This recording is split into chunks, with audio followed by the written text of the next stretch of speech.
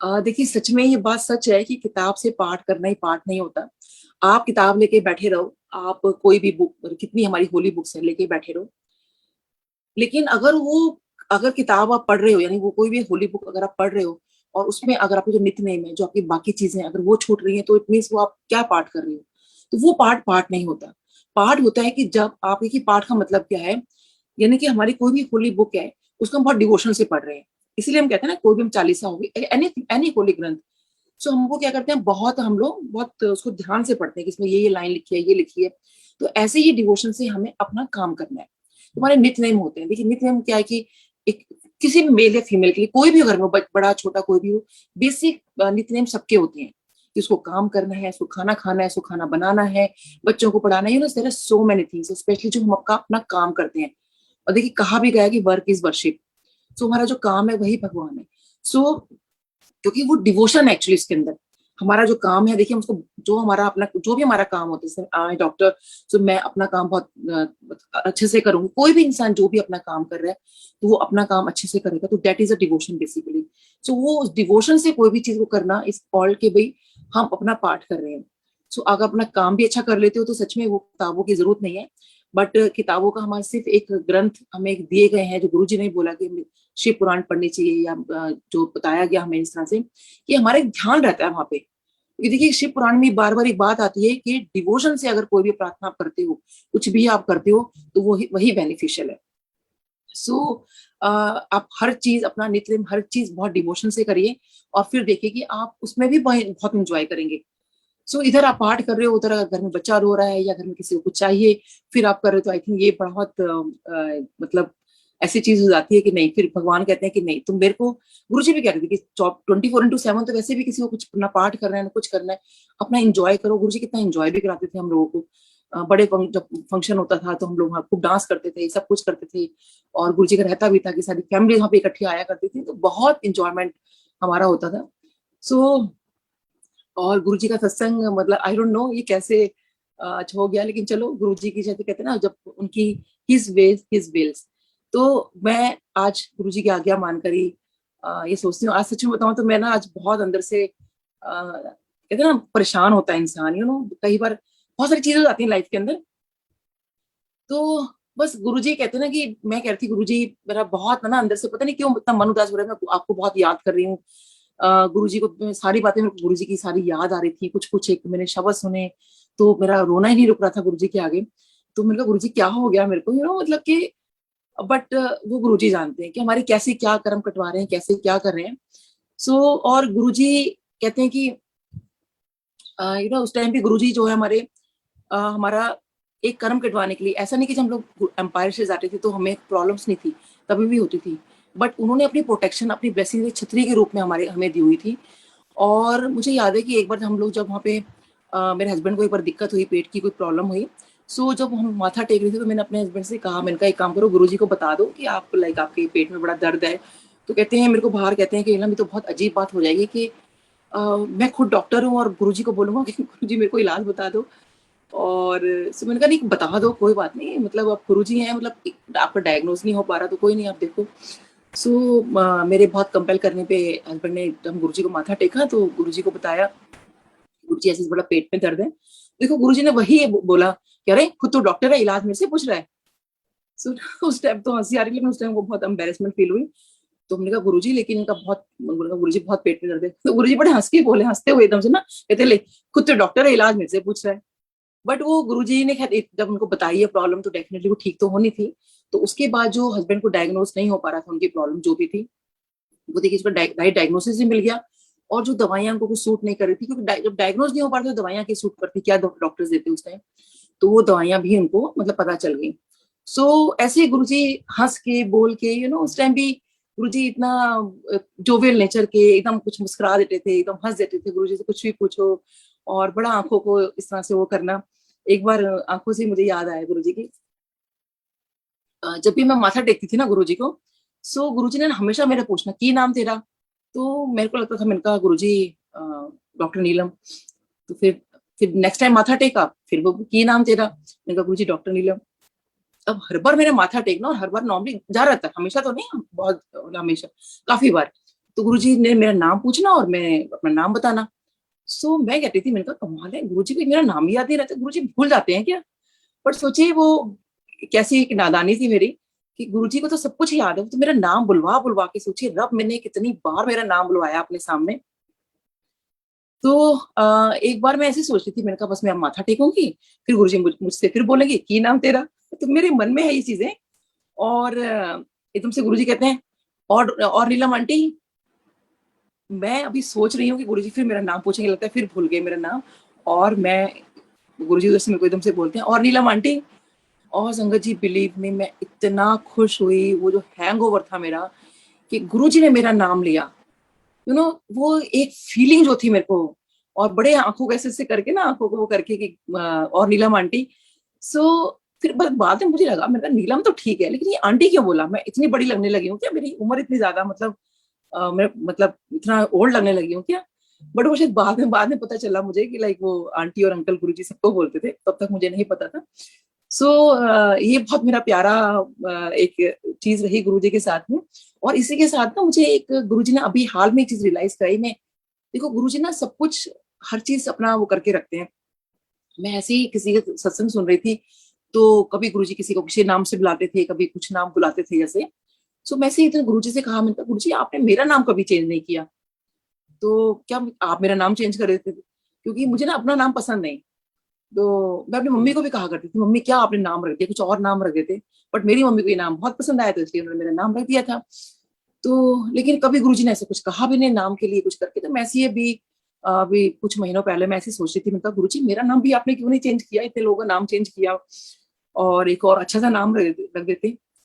और ना एक बात मैं गुरुजी से ये कह रही थी कि गुरुजी आपकी ना नजर मेरे ऊपर नहीं है, तो मैं ना अब आते जाते आपको देखा करूंगी, और कभी तो आप मेरे पे नजर डालोगे। क्योंकि रब की जिस पे नजर हो जाए, तो देखिए उसकी तो कहते हैं ना, उसकी तो ब्लेसिंग्स है। देखिए मैं ऐसे ही कुछ अपने मोबाइल डाटा से कुछ डिलीट कर रही थी, तो मुझे लगा कि मेरे को मेरी कोई एक रिकॉर्डिंग, जो बड़े मंदिर की रिकॉर्डिंग थी, कि वो डिलीट ना हो जाए, इसको मैं चेक कर लेती हूँ। तो वो वाली रिकॉर्डिंग तो नहीं थी, कोई और रिकॉर्डिंग निकली। और उसमें देखिए एक शब्द आ रहा था कि जो शब्द की जो व्याख्या थी, वो व्याख्या बताई जा रही थी। और उस व्याख्या में यही था कि एक ना बहुत बुरा इंसान होता है। और जब वो उस टाइम के जो वो गुरुजी थे, तो मुझे वो गुरुजी का नाम, सॉरी आई फॉरगॉट। उस टाइम के जो गुरुजी थे, वो 10 गुरुओं में से जो गुरुजी थे, तो उस टाइम जब वो वो भक्त तो नहीं कहता अपने आप को, वो वहां जाता है, उसको कोई बताता है कुछ, क्योंकि उसको कहीं किसी चीज का पश्चाताप होता है, वो जाता है। तो सेवादार उससे पूछते हैं कि तुम अंदर सीधा कैसे जा रहे हो, कौन हो तुम? तो वो बताते हैं कि मैं बहुत बुरा इंसान हूँ, और दर्शन करने आया हूँ गुरुजी के। तो वो सेवादार कहते, बड़े हैरान होते हैं कि कैसे बोल रहा है। कहते हैं हाँ, मैंने बहुत लोगों को नुकसान किया है, बहुत लोगों का दिल दुखाया है, मैंने बहुत चोरियां की हैं, डकैती डाली है, बहुत बुरा इंसान हूं मैं, बट फिर भी मुझे गुरु के दर्शन करने हैं। तो सोचिए गुरु की नजर उस पर पड़ती है। क्यों? एक दरबार के अंदर एक सच्चा इंसान आया, जो मुंह से खुद कह रहा है कि वो बुरा इंसान है, वो पापी है। सो और मैं गुरुजी को यही कह रही थी, गुरुजी पता नहीं मैं तो बहुत पापी होंगी, मैं बहुत खराब हूँ, आपकी तो नजर ही नहीं पड़ी मेरे पर। मैं गुरुजी से ऐसे कंप्लेन करती थी। सोचिए वही चीज वो जो अपने लिए कह रहा था, तो वही कुछ कुछ मैं भी ऐसी कंप्लेन कर रही थी। तो कहते हैं गुरु की उस पर नजर पड़ती है कि एक सच्चा इंसान आया, जो हमें वो बता रहा है कि वो खुद कैसा है। व्याख्या में वो बता रहे थे कि हमें खुद को ऐसा अपने आप भगवान को बताना है कि जो हमने अंदर से किया, हमें एक रोजी पिक्चर नहीं दिखानी भगवान को। भगवान को सब कुछ पता है। तो जो इंसान ऑनेस्ट होता है, सच बोलता है, उसके ऊपर भगवान की नजर पड़ती है। तो ये चीज मुझे याद है कि गुरुजी जैसे कह रहे हो कि तेरे पे तो मेरी नजर कब की डाल दी थी। क्योंकि वो जो मेरे पे गुरुजी ने का नजरें उठा के मेरे को देखना, और गुरुजी का मेरा नाम लेके बोलना, और नीलम आंटी। वो भी कोई एक चीज कम नहीं थी मेरे लिए, कि गुरुजी ने तो कैसा मुझे याद दिलाया कि तू आज की बात कर रही है, तेरे पे तो मैं कब की नजरें डाल चुका हूँ। और सच बात है, क्योंकि उस टाइम गुरुजी मेरे को देखते थे, मुझसे बात करते थे, तो गुरु की नजर तो मेरे पे पड़ ही चुकी है। और जैसे गुरुजी मुझे बोलते थे, होर दस तेनू की चाहिए, होर दस तेनू की चाहिए। मैं बहुत खुश हूँ संगत जी कि मैंने गुरुजी से सिर्फ ब्लेसिंग्स ही मांगी, इसके अलावा मैंने कुछ नहीं मांगा। हाँ, ये जरूर है कि मैं जब गुरुजी के मतलब पास हम लोग जाया करते थे, और मुझे कुछ भी मतलब जैसे घर में दिक्कत है, कुछ भी बच्चों की प्रॉब्लम, कुछ भी एनीथिंग, मैं गुरुजी को बताया जरूर करती थी। गुरुजी आज बच्चे के स्कूल में ये हो गया। बेसिकली मुझे अपने बेटे का ज्यादा लगा रहता था, क्योंकि उसका थोड़ा सा दिक्कत रहती थी, क्योंकि वो बहुत ज्यादा फास्ट बोलता है। मतलब जैसे मैं बहुत फास्ट बोलती हूँ, हस्बैंड बहुत फास्ट बोल रहे थे, वो सुपर फास्ट बोलता है, तो टीचर्स को समझ नहीं आता था एक्चुअली इसका, जो भी वो आंसर करता था उसकी प्रॉब्लम ये हो जाती थी कि उसको तो कुछ आता ही नहीं है, तो इस वजह से उससे क्लास में बुली होता था। तो मैं गुरुजी के पास जाके, गुरुजी आज स्कूल में बच्चे ने ये कह दिया, आज टीचर ने ये कह दिया, बस यही मेरी चीजें रहती थी गुरुजी के पास जाके। तो गुरुजी सुनते रहते थे और गुरुजी के पास कह रहे थे तू बड़ा पूछती है आंटी, ज्यादा ना पूछे अगर। और मुझे लगता था गुरुजी मैं बच्चे के बारे में तो पूछ रही हूँ, ऐसा क्या पूछ लिया मैंने आपसे, मतलब तो फिर गुरुजी फिर दोबारा कभी पूछना कि गुरुजी आज स्कूल में आज ये हो गया, तो गुरुजी कहते थे बड़ा पूछ दी आंटी, ज्यादा ना पूछा अगर। सो बहुत बार 3 महीने तक गुरुजी ये चीज मेरे को ऐसा बोलते रहे। और फिर एक दिन गुरुजी ने मुझे बुलाया और सारा कुछ सुना कि बता क्या हुआ। मैंने फिर गुरुजी को सारा जो स्कूल में उसका टीचर्स उसका क्या बिहेवियर था, जो भी उसकी चीजें हुई, वो सब कुछ बताया कि गुरुजी ऐसे ऐसे हैं। तो गुरुजी ने मेरे को इतना बोला कि ए दस मैं तेन ब्लेस कर दिता। मैंने कहा हाँ जी गुरुजी, और इसके आगे गुरुजी ने कुछ और बोला। संगत जी मैं 2004 से आज मैं वेट कर रही हूँ उस चीज की। और ठीक है, वो जब होगा तो I think that will be a mahasatsang for me in my life. But वो जब गुरुजी ने कहा, एक चीज मुझे ये गुरुजी की याद आई कि गुरुजी ने मुझे खुद बोला था ये बात कि मैं तेन ब्लेस कर देता। मैंने कहा हाँ जी गुरुजी। तो सोचिए गुरुजी खुद ब्लेस कर चुकी हैं, इससे ज्यादा मुझे क्या चाहिए। क्यों मैं अपनी कंप्लेंट लेके जाती हूँ, क्यों मैं वो करती हूँ। तो बस मैं जब भी कुछ परेशान होती हूँ तो मेरे को वही वर्डिंग्स याद आती है कि मैं तेन ब्लेस कर देता। और गुरुजी ने मुझे एक बार बोला था तो खून वेख तेरे नाल की होंदा है। तो संगत जी इसीलिए लाइफ में लगता तो है कि ऐसा क्यों हो रहा है, बट जब गुरुजी ने खुद कहा था कि देख तेरे साथ क्या क्या होगा, तो आई थिंक शायद उनकी मर्जी से जो कुछ हो रहा है उनकी मर्जी से हो रहा है। अब मैं कौन हूँ इफ एंड बट्स करने वाली या कुछ है। और एक कहते हैं ना कि जब आप उनका हाथ थाम लेते हो तो वो कभी नहीं छोड़ते। ऐसे हाथ से मुझे याद आया कि एक बार ऐसी मैं बहुत परेशान थी। मैंने कहा गुरुजी पहले तो जब मैं आपसे मिलने आया करती थी एम्पायर स्टेट में, तो आप कितना हर बात में को जवाब देते थे, कुछ भी आपसे पूछ लो, एक बड़ा सेटिस्फेक्शन रहता था हम लोगों को कि हम लोग जो है गुरुजी से जाके कुछ भी पूछ लेंगे। जैसे कुछ भी दिक्कत हुई, कोई भी सपोज घर में कुछ भी बात, कुछ भी, बस ये लगता था बस शाम को गुरुजी के पास जाना है। बस जाके गुरुजी से मैं बता दूंगी गुरुजी ऐसे ऐसे बात होगी। और जो भी गुरुजी उसका आंसर करते थे तो बड़ा सेटिस्फेक्शन होता था, चलो गुरुजी ने ये बोल दिया या ये भी तो कहते थे।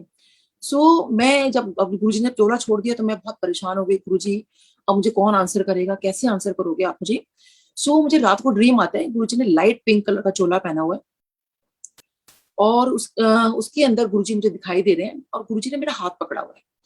और जब हाथ पकड़ा हुआ है तो मैं जब सुबह उठी और तो मुझे यही मैसेज मिला, मेरे को शायद गुरुजी मेरे को ड्रीम में ये बताना चाहते हैं कि देख मैंने तेरा साथ नहीं छोड़ा है, मैंने तेरा हाथ पकड़ रखा है। मुझे लगा कि शायद मैं बहुत ज्यादा सोच रही थी ना, शायद इसीलिए गुरुजी ने मेरे को मतलब सब क्वेश्चन माइंड होता है ना जो हम सोच रहे हैं शायद वही हमारा ड्रीम में आ जाता है। जैसे ही मैंने सुबह उठी, जैसे अब आदत पड़ गई है ना कि सुबह उठते ही व्हाट्सएप खोलो, फेसबुक खोलो। सो जैसे मैंने फेसबुक खोला, आप मानोगे संगत जी वही चोले में जो मेरे को रात को दिखाई दिया था। शायद वो एक्चुअल फोटोग्राफ है किसी की, लेकिन वो किसी और आंटी का हाथ है। वो सेम फोटोग्राफ और जैसे मेरा हाथ रात को गुरुजी ने पकड़ा था, सेम फोटोग्राफ जो सॉरी स्वरूप है गुरुजी का, वो मेरे सामने आ जाता है। तो सोचिए बेशक वो किसी और आंटी का होगा, लेकिन मुझे सेम चीज आनी और वही उसमें मैसेज लिखना कि मैं तेरा साथ कभी नहीं छोड़ना, तेरा हाथ कभी नहीं छोड़ना।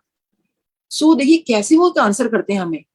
सो और सब कुछ मतलब कहते हैं ना कि अमेजिंग, मतलब मैं बता नहीं सकती कि कई बार तो लेकिन डिले हो जाता है। कहते हैं ना भगवान के घर में देर है बट अंधेर नहीं है। तो वही बात है संगत जी के, देर हो जाएगी शायद गुरु जी के यहाँ पे लेकिन अंधेर नहीं होगा।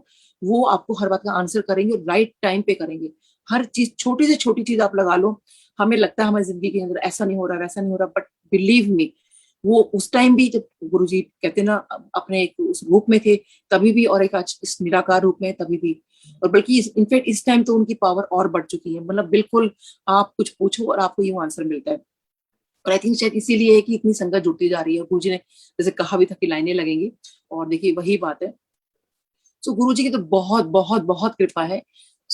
ऐसे ही मैं गुरु जी के टाइम का आपको बताती हूँ। गुरु जी का जैसे मेरे को भी एक बार मैं जब गुरु जी के माथा टेक रही थी, जैसे मैंने माथा टेका गुरु जी, तो गुरु जी एकदम से कहते हैं कि मैंने तो ऐ नहीं समझ आता कि तुम सारे के सारे डॉक्टर अगर इतने आ जाओगे तो मरीजों का इलाज कौन करेगा। मैंने एकदम गुरु जी की तरफ देखा, गुरु जी क्या मतलब लाइक क्या बोल गए तुम गुरु जी। तो गुरु जी कहते हैं हाँ। फिर एकदम से इशारा करके ऐसे बोले कि तुम सारे के सारे डॉक्टर अगर इधर आ जाओगे तो मरीजों का इलाज कौन करेगा।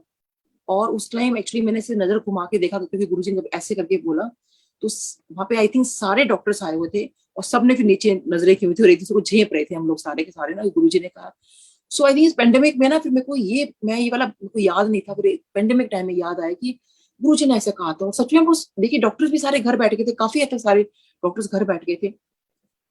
तो वो मुझे ख्याल आया कि गुरुजी ने तब देखो कहा था कि तुम अगर सारे के सारे डॉक्टर्स घर बैठ जाओगे तो मरीजों का इलाज कौन करेगा। सो फिर मैंने सोचा कि नहीं कुछ तो करना ही है, और इसीलिए मैंने आई स्टार्टेड कि मैं ऑनलाइन जाके ये सब चीजें जो भी हम लोगों ने और लोगों मैंने मोटिवेट किया कि भाई ऑनलाइन जाके हम लोग कुछ पेशेंट्स के लिए करते, तो खाली नहीं बैठना, क्योंकि हमारा जॉब ऐसा है, हम लोग जो कर सकते हैं हमें करना चाहिए। देखो गुरुजी तो ये तभी हमें मैसेज दे दिया था कि डॉक्टर्स अगर बैठेंगे तो काम मरीजों का इलाज कौन करेगा। और सच में इस टाइम तो मरीजों की बहुत मतलब इलाज की बहुत जरूरत है। सो मैं तो इनफैक्ट अपने सारे डॉक्टर्स को मैं बोलती भी हूँ, और मैं तो सबसे ये अपील भी है कि भाई कोई भी इस तरह से ना बैठे। जैसे लोग डॉक्टर पेशेंट्स को डॉक्टर नहीं मिलते हैं कुछ हैं, तो प्लीज अपनी फ्री सर्विस दो या वट एवर जैसे भी दो, उनको दो जरूर। क्योंकि देखिए जब हमारे रब नहीं खाली बैठते, वो देखिए 24/7 मतलब सारा दिन वो लगे रहते हैं, कभी किसी का कुछ कभी किसी का कुछ, हर लगे हुए हैं ना। जैसे हम लोग चाहे, और हम डॉक्टर्स ही क्यों, आई थिंक जो जिस काम को जैसा कर सकता है वो करना चाहिए। मुझे गुरु जी के उस बात से ये बात समझ में आई। ऐसे ही गुरु जी का मैं बताती हूँ कि गुरु जी का देखिए डायरेक्ट कनेक्शन का क्या मतलब होता है। ये बात मुझे समझ में आई कि एक बार मैं अपनी फ्रेंड को लेके गई गुरु जी के पास, और गुरु जी उसने मुझे कहा कि हम इंट्रोडक्शन करवा देना। तो मैंने कहा देख इंट्रोडक्शन का कोई मतलब नहीं होता वहां पे, बट स्टिल आई ट्राई कि मैं गुरु जी को तेरे बारे में बता दूं। सो उसने माथा टेका, गुरु जी ने उसको कुछ बोला कि आप कुछ बोला आई थिंक आज नहीं या समथिंग लाइक दैट। और खैर उन्होंने जो लंगर करना था जो भी था, वो उसके बाद बाहर निकल कर आई और कहती है कि नीलम मुझे यहाँ के बिल्कुल अच्छा नहीं लगा, मैं यहाँ गुरु जी के पास कभी नहीं आऊंगी। और मुझे बहुत बुरा लगा क्योंकि गुरु जी के बारे में कोई ऐसा बोले, और मेरी फ्रेंड है। और मेरे को लगा, मैंने कहा मैं बहुत वो हो गई कि इसको इसने ऐसे कैसे बोल दिया कि मेरे को तो डे वन ही आके यहाँ पे एडिक्शन हो गया था, और ये ऐसे कैसे बोल रही है कि मेरे को तो यहाँ के अच्छा नहीं लगा। और जब एम्पायर स्टेट से हम लोग निकले, तो वो जो हम लोग जब निकलते हैं और एकदम लेफ्ट टर्न करते हैं, सो वो तब वहां से लेके तब तक इतना उसको बुरा लगा था वहां पे आगे कि नीलम तुम मेरे को कहाँ पर ले आई है, उनको बिल्कुल अच्छा नहीं लगा यहाँ आकर। और जैसे उसने लेफ्ट टर्न किया एंड शी टर्न अराउंड, और मेरे को कहती है कि मुझे एक बार अंदर और जाना है। सो मेरे कहा नहीं नहीं अंदर आप दोबारा नहीं जा सकते, क्योंकि जब हमने आज्ञा ले ली है तो आज्ञा लेने के बाद यहाँ पे अलाउ नहीं है कि हम दोबारा अंदर जाए। सो वो कहती नहीं मेरे को तो जाना है। उसको पता नहीं सडनली क्या हुआ, और कहती मुझे तो अंदर जाना है। मैंने कहा देख मेरे को डांट पड़ जाएगी, कभी भी हम अंदर बिना मतलब आज्ञा लेने के बाद कभी अंदर नहीं गए। कहती प्लीज एक बार तू चाहे मेरी डांट खा लेना, बट जो भी उसने कहा कि तू अंदर चल, तो शी कन्विंस मी कि तू अंदर चल। सो मैं बहुत डरते डरते ना उसको गुरु जी के पास फिर दोबारा लेके गई, और वो कुछ इशारा कर रही थी कि तू गुरु जी को मेरे बारे में बता दे। सो जैसे पहले उसने माथा टेका और मैं उसके पीछे खड़ी थी, and I was just about to say कि गुरु जी मेरी ये, तो अभी मैंने कुछ बोला भी नहीं, एक अक्षर भी नहीं बोला, तो गुरुजी मुझे एकदम से कहते हैं चल जा बढ़िया है डॉक्टर ने की वकील। सो मैं जबकि अपने उस दिन दो फ्रेंड्स को लेके गई थी, और एकदम से वो भी शॉक थी कि मैंने तो कुछ कहा ही नहीं कि वो डॉक्टर है। वो तो गुरुजी को कैसे पता कि वो डॉक्टर नहीं है, और मुझे एकदम से क्योंकि, और गुरुजी को ये कैसे पता कि मैं उसकी वकालत करने के लिए यहाँ खड़ी हूँ। और सोचो तो गुरुजी ने क्लियर वर्ड थे चल जा बढ़िया है डॉक्टर ने की वकील। सो क्लियर मैसेज है संगत जी कि मैंने जब अपनी फ्रेंड को गुरुजी तक पहुंचा दिया, यानी कि आपने जब किसी को कनेक्ट कर दिया, खुद अगर कनेक्ट हो गए, तो गुरुजी और आपका कनेक्शन, फिर मैं कोई भी वकील नहीं हूँ किसी के बीच, गुरुजी और किसी संगत को जो भी मैं किसी को लेके गई हूँ। सो आपका जो काम है, तो गुरुजी कह रहे थे संगत जोड़ो, वो यही था कि मैंने कि गुरुजी ने मुझे कहा था कि अपनी सहेलियों को लेकर आना और अपने पेशेंट्स को लेकर आना, तो उनको मैं ब्लेस करूंगा।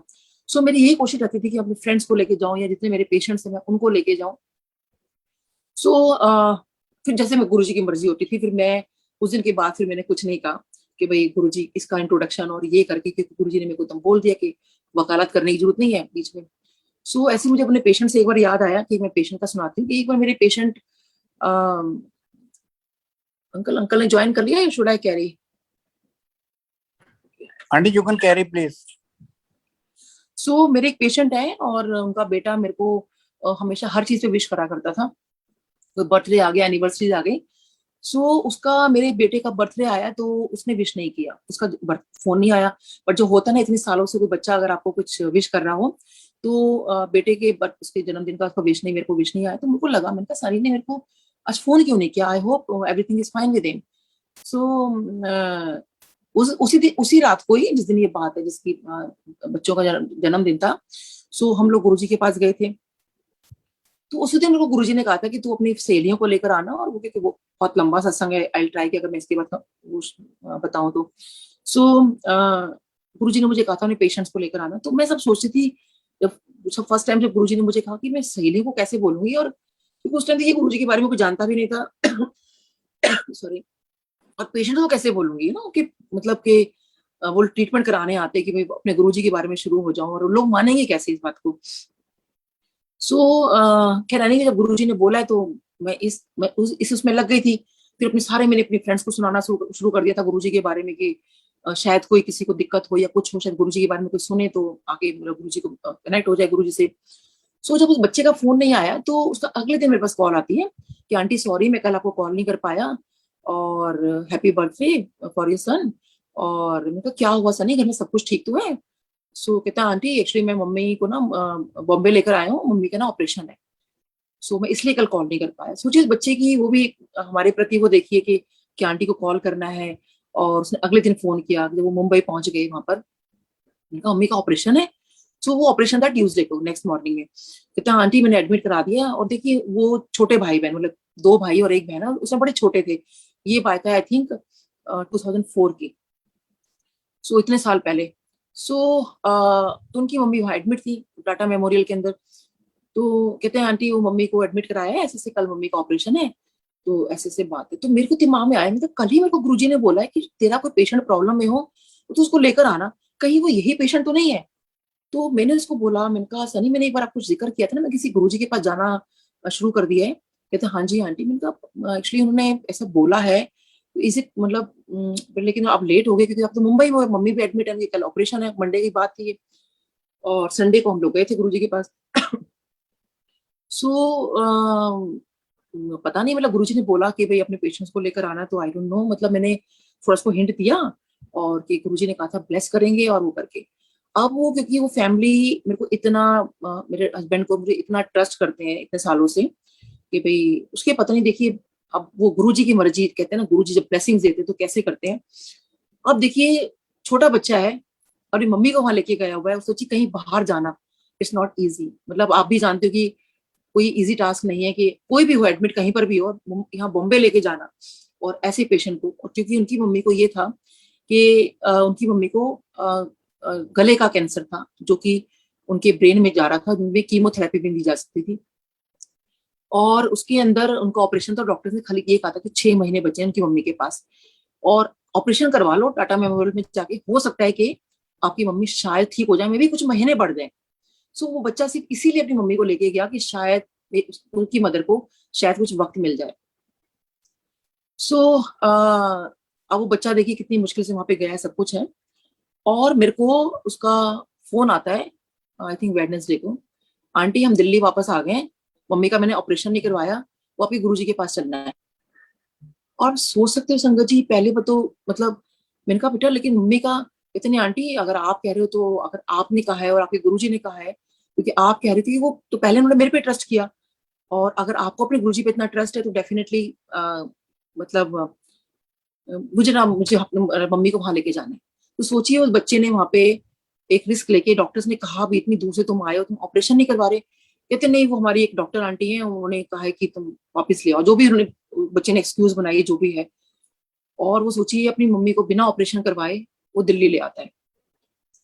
और उस दिन फिर मैंने कहा कि क्योंकि गुरुजी ने कहा था कि लेकर आना है, तो मेरे को क्योंकि यही आ गया था कि मैं अपने पेशेंट्स को लेके जाऊं, तो मैं फिर वो तो नहीं आ पाया वो बच्चा, तो उसका जो छोटा भाई था वो आया कि आंटी मम्मी और मेरे को गुरुजी के पास ले चलो।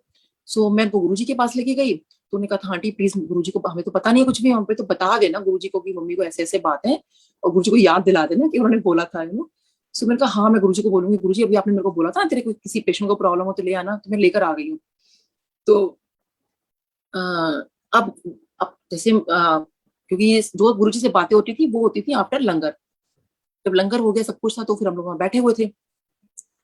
सो उसके बाद एकदम से जब मैं लंगर जब हम लोग कर लेते थे उसके बाद हम लोग बाहर हाथ धोने जाया करते थे, हाथ धोने के बाद ही हम लोग फिर अंदर आते थे, फिर गुरुजी से अगर कुछ पूछना है या अगर गुरुजी जवाब देना मतलब कुछ भी बात करनी तो हम गुरुजी से उसके बाद होता था। सो मैं हाथ धोने बाहर की, जब मैं अंदर आई तो मैं एकदम मैंने देखा कि गुरुजी ने, मतलब इससे पहले मैं कुछ गुरुजी को बोलूं, बेटा कहीं और बैठा था, क्योंकि होता था कि आप कहीं भी आपको जगह मिल जाएगी तो वहीं पे आपको बैठना है। सो गुरुजी ने एक तरफ से मदर को बुलाया, एक तरफ से बेटे को बुलाया। सो मैंने कहा, मेरे को बड़ा अमेजिंग लगा कि भाई गुरुजी को, मतलब मैंने तो कुछ बताया नहीं है, तो बेटे को भी इधर से बुला रहे हैं। थोड़े दूर दूर बैठे थे माँ बेटे, और उनको ये लगा कि शायद आंटी ने गुरुजी को पहले ही बता दिया होगा, इसलिए उनको उठाया है कि गुरुजी को कैसे पता कि वो माँ बेटे हैं। और गुरुजी ने दोनों को बुलाया और पूछा, हाँ जी दसो। सो उनका जो भी चीज थी, अपने उनकी मदर का जो भी उनको बताया था, तो उनकी ऐसे कैंसर है और ऐसे सब कुछ है। तो गुरुजी ने कहा, जा कल्याण कितना।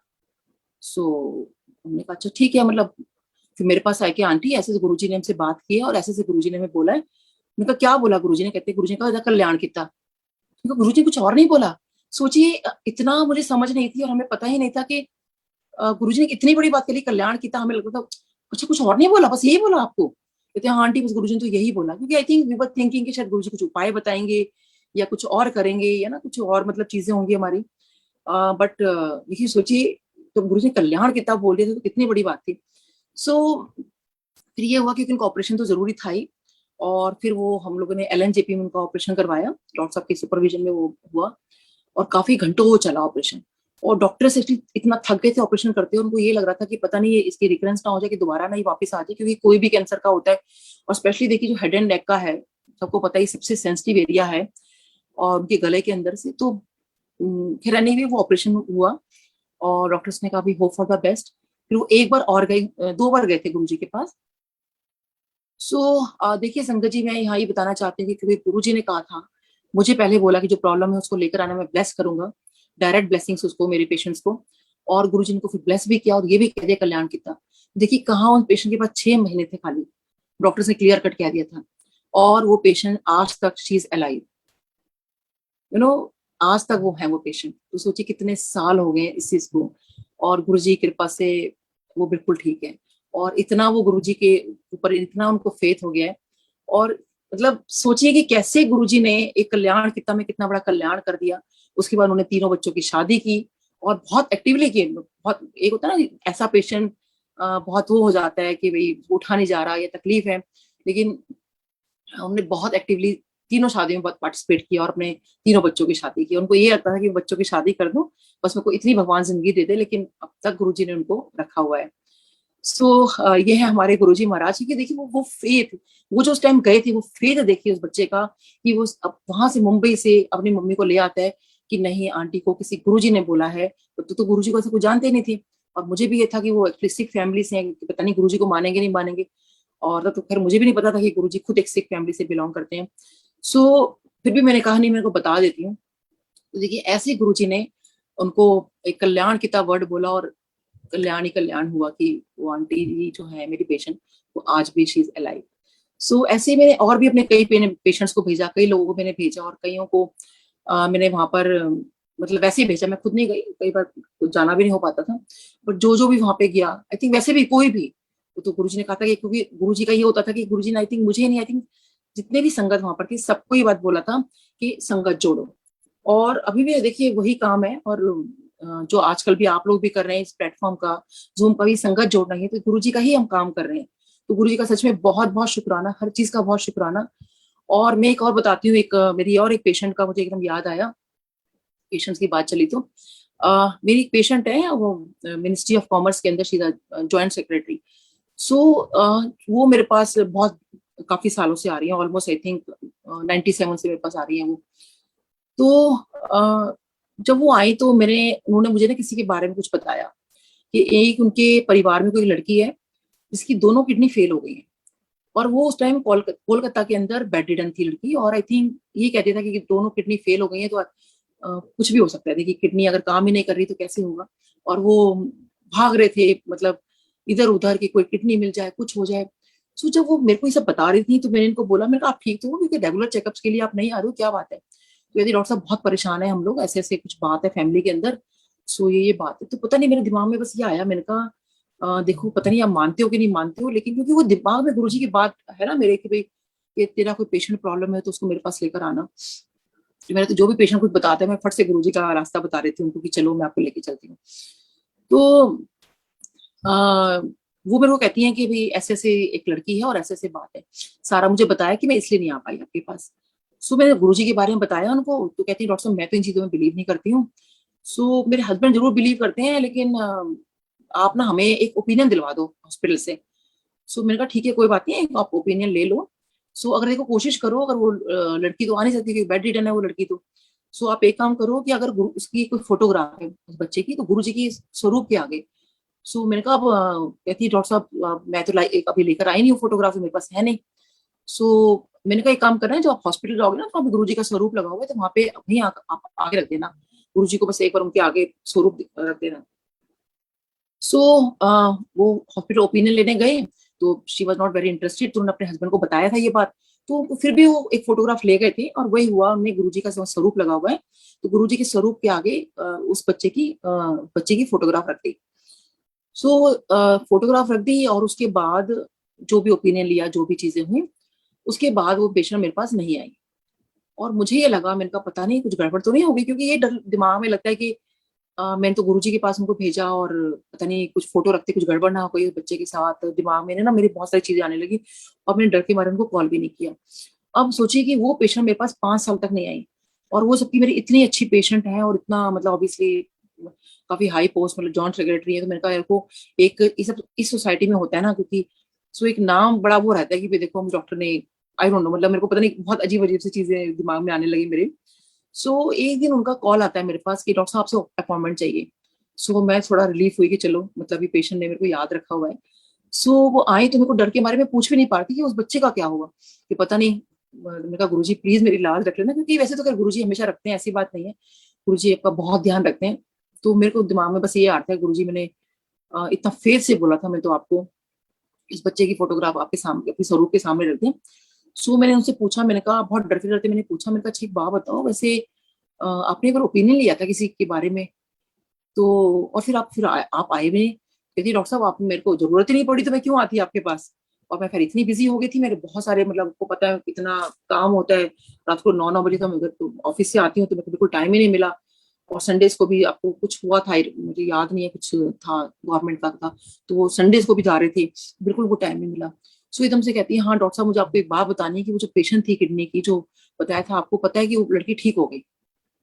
सो आज देखिए जब मेरे को वो फोन करती हैं, वो हेलो नहीं बोलती, मुझे जय गुरु जी बोलती हैं।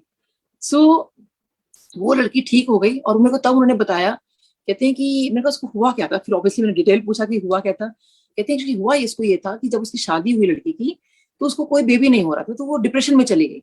होता है ना, हर किसी को होता है कि वो माँ बने, तो वो नहीं माँ बन पा रही थी, तो वो बहुत डिप्रेशन में चली गई, और वो उसको ये सोच सोच के कि वो माँ नहीं बन पा रही है, और उसको हेडेक होना शुरू हो गया। तो उसने क्रोसिन खानी शुरू कर दी, जैसे होता है हेडेक खाते हैं, होता है तो हम लोग मतलब लाइक दवाई खा लेते हैं, तो हर बात कुछ नहीं दवाई खानी शुरू कर दी। तो तभी कहते हैं ना कि बहुत ज्यादा एनाल्जेसिक या पेन किलर्स होते नहीं खाने चाहिए। तो वो लड़की इतनी हेल्दी थी, और लेकिन देखिए पेन किलर खा खा के उसने अपनी दोनों किडनी खराब कर ली। सो आज के इसमें ये भी मैसेज है कि प्लीज बहुत पेन किलर्स ना खाएं कोई भी हो। सो कुछ भी हो अपने डॉक्टर से कंसल्ट करें। सो वो लड़की खाती रही, और जब से किडनी पे इफेक्ट आया तब घर वालों को पता चला। सो कहती है डॉक्टर साहब हमने उस दिन बस ये कहा है कि हम लोगों ने वो जो कोलकाता में थी, उसको तो हम ला नहीं सकते थे, तो उसकी फोटोग्राफ हम ले गए थे, और गुरुजी के आगे रख दिया था, और वहीं हमने बस प्रे के आगे डॉक्टर्स को दिखाया दिखाया था कि भाई गुरुजी आप उसको ठीक, बच्ची को ठीक करो। तो उन्होंने फिर मुझे उसकी मोबाइल से फोटोग्राफ दिखाई कि डॉक्टर साहब देखो कितनी अभी खुश है, और ये देखो गुरुजी ने अगर उसको बेबी देना हो तो भी दे देंगे। और बट वो देखिए वो बच्ची उस टाइम बच गई, एक सिर्फ उसकी जो फोटोग्राफ थी गुरुजी की एक स्वरूप के आगे रखा गया था। तो सोचिए ऐसे हमारे गुरुजी महाराज के, और ऐसे मेरे कितने ही अनगिनत चीजें हैं, ऐसे मेरे कितने पेशेंट्स हैं, और उनका सब कुछ ऐसे। मेरे को एक और किडनी का याद आया, एक मेरी पेशेंट है, उनकी अपॉइंटमेंट थी मेरे पास, और मेरे को वो नहीं आई, तो उनको रिमाइंडर भेजा गया कि आपकी अपॉइंटमेंट है, आप आए नहीं अभी तक। सो हमने कहा कि डॉक्टर साहब एक्चुअली उसकी बेटी को जो है उनकी बेटी को अचानक कोई प्रॉब्लम हो गई है, और वो जो है अपनी बेटी को हॉस्पिटल लेके जा रही है। सो मैंने कहा आई होप एवरीथिंग इज फाइन, क्योंकि डॉक्टर साहब मैं बाद में बात करती हूँ आपसे। तो मैंने कहा चलो ठीक है, ऑब्वियसली बच्चे को प्रॉब्लम है, तो बाकी मदर तो वैसे कुछ नहीं सोचेगी अपने बारे में। सो जब वो खैर बच्चे को एडमिट कराया, सब कुछ था, फिर उनसे मैंने कॉल करके पूछा कि बिटिया ठीक है। तो उन्होंने कहा डॉक्टर साहब ऐसे ऐसे बात हो गई है कि सोचिए 21 22 साल की लड़की, अच्छा खासा वो ऑफिस आ रही थी, अचानक उसके दर्द उठता है बहुत जोर का, और दर्द जो उठता है तो पता चलता है कि उसकी किडनी में प्रॉब्लम है। तो सोचिए किसी के लिए कितनी बड़ी बात है कि अचानक कोई तकलीफ नहीं, कुछ नहीं, और अचानक से किडनी में प्रॉब्लम हो जाती है। सो खैर वो बच्चे को जो भी उसमें ट्रीटमेंट दिया गया, फर्स्ट एड दिया गया, उस बच्चे को थोड़ा सा आराम आ गया। और वो जो जब उसकी मदर मेरे पास आई, सो कहती है डॉक्टर साहब मैं तो बहुत परेशान हो गई हूँ, मतलब सो अपने बच्चे को देखूं, मैं तो बड़ी मुश्किल से आज मैं अपने ट्रीटमेंट के लिए आई हूँ, जल्दी से ट्रीटमेंट मेरा कंप्लीट कर दो कि मैं 2 सिटी में कंप्लीट कर देना, मैं ज्यादा नहीं आ पाऊंगी।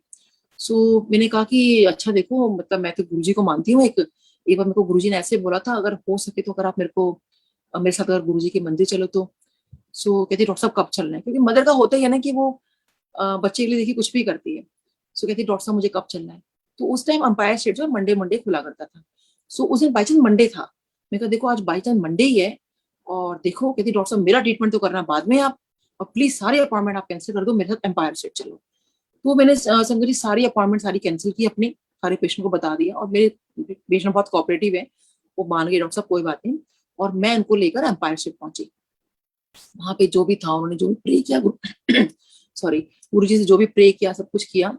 और देखिए उसके बाद ये था, अब जब गुरु जी से प्रे किया है तो उनकी बच्ची को जो ट्रीटमेंट नहीं मिल पा रहा था, जो भी उनकी वो प्रॉब्लम थी वो सारी सॉर्ट आउट हो गई। और आज भी जब भी वो उनका फोन आता है या कुछ भी है तो यही होता है कि जय गुरु जी करके बात करते हैं, तो बहुत अच्छा लगता है।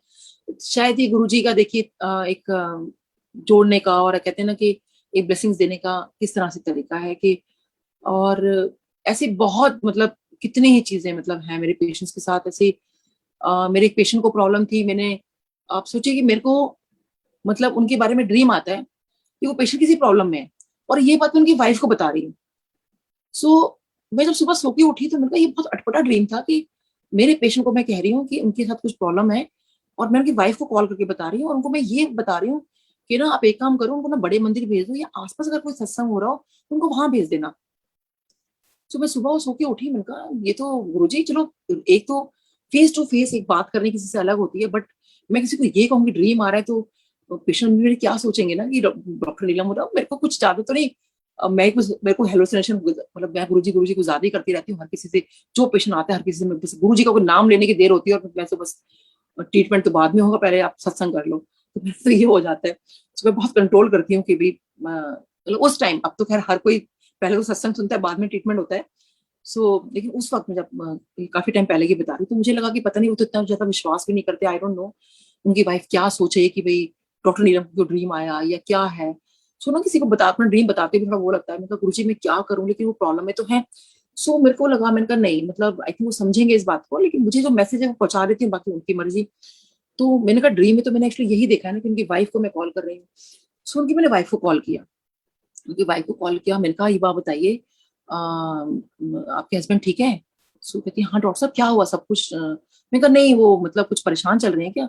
कहते हैं हाँ वो घर पे ना एक्चुअली, आपको पता है ना वो घर में कुछ भी दिक्कत हो जाए तो बहुत परेशान हो जाते हैं, तो ऐसे ऐसे शायद उनकी किसी की नानी जी की डेथ हो गई है, तो वो इसलिए बहुत परेशान है। मैंने कहा ओह अच्छा अच्छा इसलिए। सो तो मैंने कहा, कहती आपको पता है ना वो किसी का भी कुछ सुनते हैं तो बहुत परेशान हो जाते हैं, थोड़ा सा और तो कोई बात नहीं, बस यही बात है, तो नानी जी को लेके वो थोड़ा सा इमोशनल हो रहे हैं। तो मैंने कहा अच्छा ठीक है, मतलब यही बात होगी, चलो कोई बात नहीं। मैंने कहा ठीक है, फिर भी अगर वो ज्यादा परेशान हो तो उनको बोलना कि वो बड़े मंदिर चले जाएं या किसी सत्संग में चले जाएं, या जो भी मेरे को मैसेज था मैंने दे दिया। अब सोचिए कि ये बात उनकी वाइफ ने मैंने शाम को बोली, उनके हस्बैंड जब रात को आए तो उन्होंने रात को बताई। लेट नाइट बताया होगा, अब उनको पता है कि मैं थोड़ा लेट उठती हूँ सुबह, लेकिन उनका अर्ली मॉर्निंग मेरे पास कॉल आ गया कि डॉक्टर साहब रियली वेरी सॉरी, मुझे पता है आप लेट उठते हो, बट सुबह सुबह कॉल कर रहा हूँ, आपका ड्रीम क्या था। सो मैंने कहा एक्चुअली मुझे ऐसे ऐसे ड्रीम था।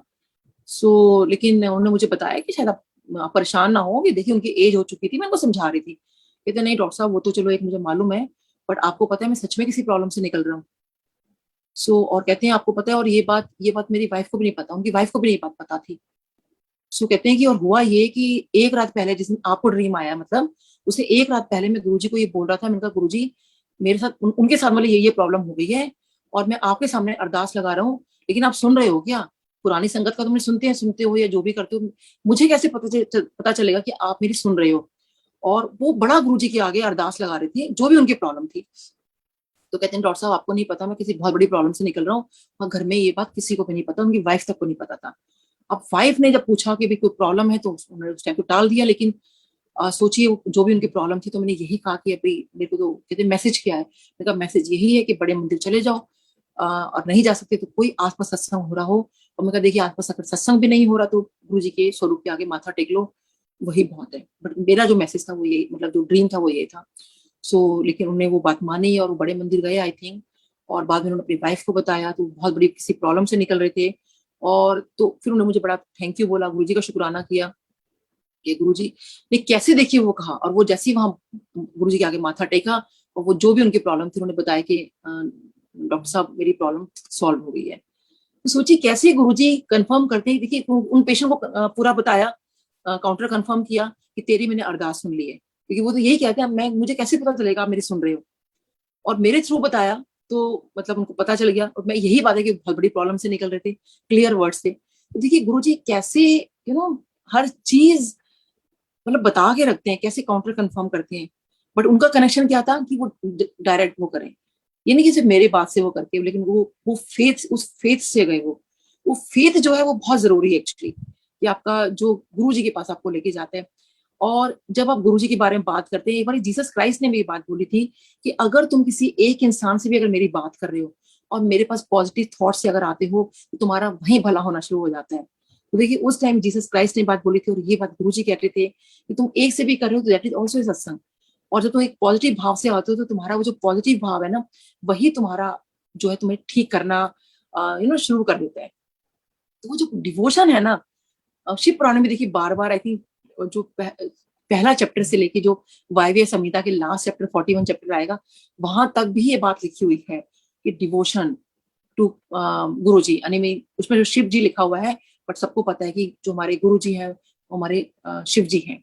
जब शुरू में क्या होता था, जब गुरु जी के पास जाना शुरू हुआ और कहीं कहीं से मुझे कानों में पढ़ना शुरू हो गया था कि गुरु जी जो हमारे भगवान शिव है, बट वो बिलीव नहीं होता था मेरे को। क्योंकि और बिलीव कैसे नहीं होता था, मैं ये सोचती थी कि जब बड़े मंदिर में फंक्शन होता था ना, सोचिए आप सबको पता है कि गुरु जी का सिंहासन कहाँ है और जो भगवान शिव की मूर्ति सामने है, तो बड़े मंदिर से हॉल पे जाओगे तो आप कैन यू इमेजिन संगत जी कि जब मैं बड़े मंदिर में जैसे अंदर एंटर करती थी, सबसे पहले मैं जाती थी भगवान शिव के पास, और मैं गुरु जी को देखा करती थी कि, और मैं गुरु जी को मतलब सोचती थी कि मैं गुरु जी को ये बताऊं कि देखो पहले वो भगवान शिव है, आप बाद में हो।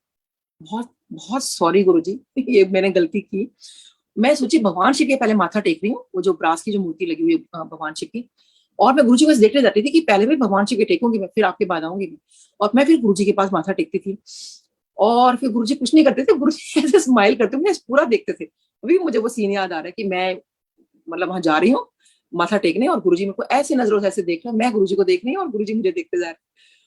हो सकता है मैंने तब ये अरदास लगाई थी, तो वो मेरी पूजा मेरे इस जन्म में मेरे काम आई। जैसे साईं बाबा ने बोला भी, तेरा कोई एक अच्छा कर्म था जो तू यहाँ दर पे पहुंच गई है। तो अब वही वाली बात है ना संगत जी, कि हमें नहीं पता कि हम कब किससे जुड़े हैं। तो मान के चलिए कि हम कब से जुड़े हुए हैं, और गुरु जी पे पूरा वो विश्वास रखिए। और अभी भी देखिए गुरु जी आपको आंसर करेंगे, आपको दर्शन देंगे, आपको सब कुछ करेंगे। देयर आर सो मेनी सत्संग, मेरे को तो एक के बाद एक याद ही आते जा रहे हैं, बट डेफिनेटली फिर कभी। सो नाउ बहुत शुक्राना गुरु जी का।